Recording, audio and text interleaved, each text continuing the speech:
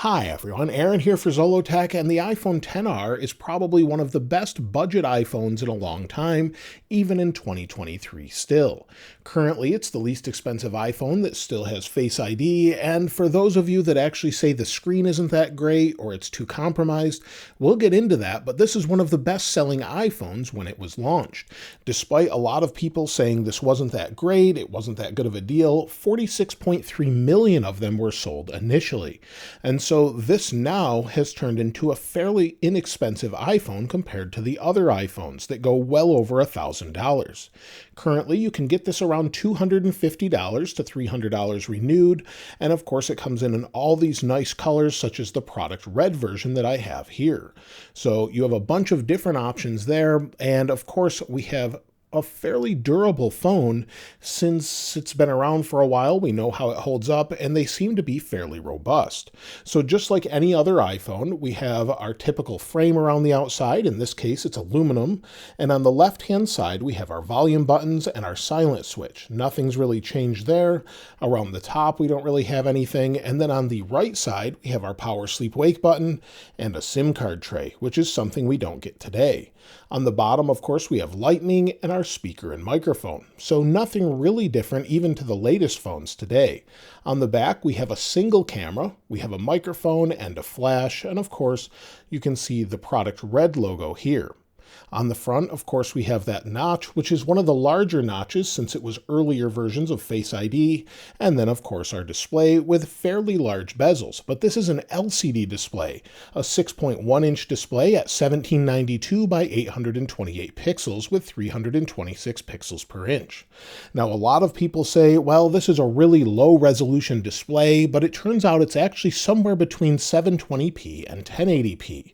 And for those of you that are bothered by PWM or the flashing of the display like we have on the latest phones, this doesn't flash at all. Because it's an LCD, it's constantly lit and is very easy on the eyes.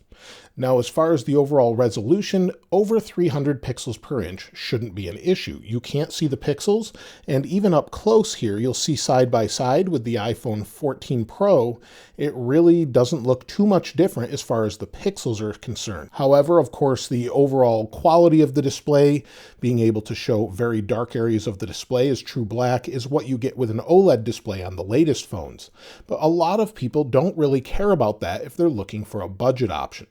So as far as seeing the pixels on this, it looks better than you would expect, and sometimes around the corners here you may see a little bit of fuzzing, and that's because Apple actually shrunk the pixels to make them bend around the edge with this liquid retina LCD. So that's something that's a little different. I've shown this to many people that actually do video for a living, and they didn't notice a difference when it first came out. They saw it side by side with the latest OLED phone and said, yeah, the display looks fine, it's color accurate, it looks great, and LCDs tend to hold their color accuracy longer than we have with OLED displays, so there are some advantages to it. Of course, it doesn't go as bright as today's crazy bright 2000 nits of brightness, but again, for most people looking for a budget option, that's not going to be the main concern. We don't have ProMotion today. Again, that's only on the latest past 2 years of phones, the 13 Pros and the 14 Pros. And of course, we don't have the dynamic island, we have the notch. But all of those things aside, for the price, it may be worth it to you. Now with this phone, we still have stereo speakers. We have one in the top, one in the bottom. They go fairly loud, and I can have you hear this through the YouTube app if you haven't heard one of these in a while. And here is my iPhone comparison. I'll play some music from this, so let me rotate the microphone so you can hear this more directly.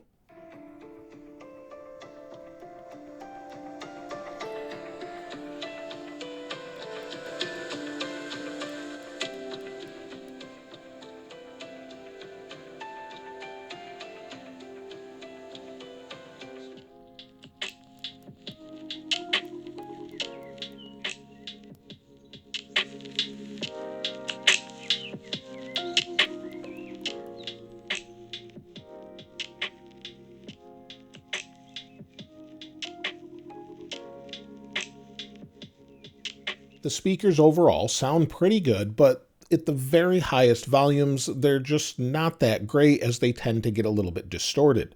However, if you back that down just a little bit, they sound much better. So they're not as loud as the latest phones, but I think they'll be fine for most people. And some of the distortion could be that this phone is a few years old now, but they do sound pretty good overall. Now, as far as the overall battery life, that's going to be a major concern for a lot of people, and it's pretty good on this, but not as good as the latest phones. If we go into our settings here, we'll go down, go into battery, then battery health. You can see the battery health. Go back into that battery health. You can see battery health on this device is 98%. Now that's after 142 cycles according to Coconut Battery.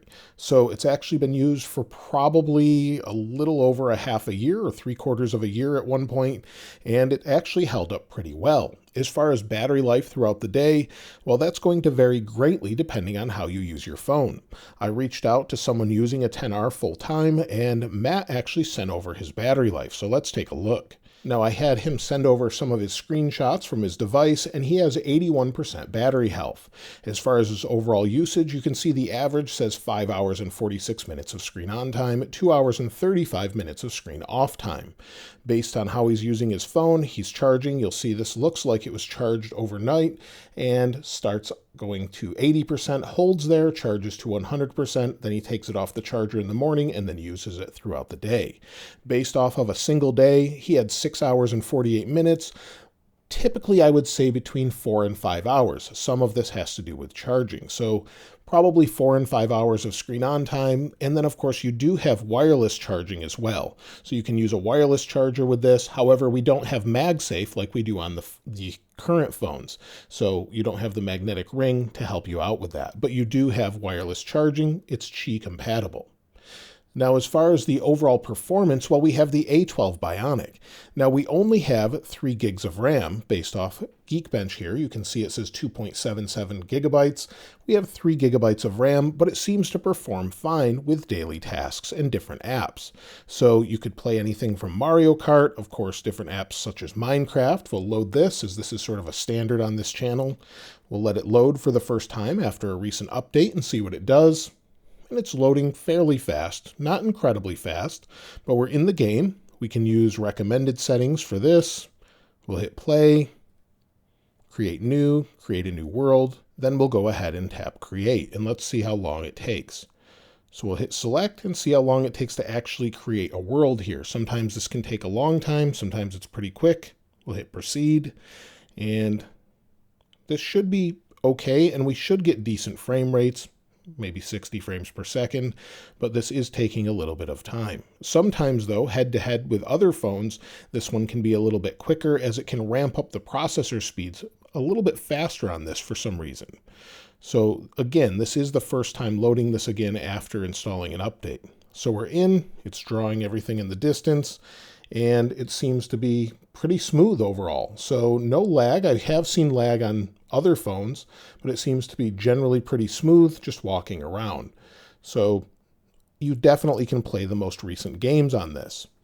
Now, as far as one thing that I really liked about this phone was its overall reception. For some reason, when I used this, the reception of it was great. Maybe it has to do with the aluminum frame and where the antenna bands are, but compared to the phone at the time, this was better than the stainless steel models that were on the Pros. So this just seemed to be better for me over time for whatever reason, even though they have Intel modems in them. Now, as far as the cameras go, well, this was a bit of a surprise, as the rear camera on this is one of the best video cameras that Apple made before they came out with the new HDR cameras. So this is a 12 megapixel camera, and it does a great job. I've used it many times outside to actually film, and for whatever reason, it looks good, and the focus is pretty great in it. So if we go into the camera, within the camera, let's slide this phone over so we can see it. We have up to 4K 60 for video, and it actually looks pretty good. So you'll see it's 4K 30, 60, 24, and then back to 30. If we rotate this and then hit record, you can see the overall focus is quite good. In fact, you can get much closer than you can on the 14 Pro, as the focal distance is better for minimum focal distance. Also, it seems to be really great, even though this isn't a macro camera. So this gives you an idea of what it's capable of. The overall colors are accurate, and I think it looks pretty good overall. One area where it's let down a little bit is the forward-facing camera, as it's only a 7 megapixel 1080p camera. So if we swing this around here, we'll go ahead and hit record. Now we're recording with the forward-facing camera from the iPhone XR. So it's only 1080p at its highest resolution, but it gives you an idea of what it looks like and sounds like, and it's acceptable, but it's not going to get you 4K like you can in the most modern phones. And so that gives you an idea of what it can do, HD 30, HD 60, but only HD. So that's let down a little bit by that. However, there is another option in this similar price range. And so this is going to be a really big consideration if you're finding one of these fairly inexpensive, because the iPhone 11 has the same sort of setup, but dual cameras. So you've got double cameras with an ultra wide and then your regular camera. So you've got that with a little bit better battery life overall. So if you could find an iPhone 11 at the same price with the A13 Bionic, it's actually a better deal than the iPhone XR. Additionally, with the 11, you get a little bit better IP rating, or water and dust resistance. So the iPhone XR is IP67 up to 1 meter for 30 minutes. The iPhone 11 is IP68 2 meters for 30 minutes. So again, it's a little bit better weather sealing, and the same exact display. So as far as that goes, if you get them at the same price, well, then I would go with the 11. But if you can get the iPhone XR as either a hand-me-down phone or maybe get it for $150, this is well worth the money. And as you can see, this picks up a lot of fingerprints, and you'll probably want a case on the back of this as well, as it's fairly slippery. But it does pick up fingerprints. The side, being matte, doesn't pick up any at all, though.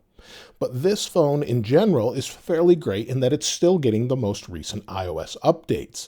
And so you'll still get iOS 16 updates. Whether or not we'll get to iOS 17, 18, or 19, or even beyond that, still remains yet to be seen, as we don't know what Apple's going to do. However, you can play all of the recent games, and typically Apple will support their devices for at least 5 years, sometimes longer than that. So we could see a couple more versions on the iPhone XR. It seems to be handling the speed fine overall with different apps, different things. If we go into music, for example, we'll give it a moment to load and see what it does here. It's going to give us a little splash screen, but going into it, seems to be nice and smooth. I'm getting a similar experience on this with smoothness as I am on just about any other phone. So the only slowdowns you'll see on this would probably be with intensive tasks or heavy multitasking where you're using picture-in-picture with the display, maybe with YouTube or something else. Now that leads me to, should you still buy an iPhone XR, and who is it for in 2023? Well, again, like I said, if you can find it for a really inexpensive price, definitely it's worth it. If you can get it handed down to you, again, it's worth it. It's inexpensive to repair if you have a problem with it, and you can easily replace it without spending hundreds and hundreds of dollars to fix something if maybe you crack a display. They're easy to find, these displays, online, even third party, even though I recommend going through Apple, and most of the components are fairly inexpensive, including the battery if you needed to swap it out if the battery health gets really low. So it's a great buy at a couple $100, but really the truth about it is you really want to go for the iPhone 11, as that's a much better phone with extra features with better battery life. But again, if the iPhone XR is cheaper, go that route. So let me know your overall experience with the iPhone XR in the comments below. Do you still have one? Are you looking to get one? Maybe you have an older phone. I'd love to hear what you're actually going from and then to. Let me know in the comments below. Of course, I'll link this wallpaper in the description like I normally do. And if you haven't subscribed already, please subscribe. And if you enjoyed the video, please give it a like. As always, thanks for watching. This is Aaron. I'll see you next time.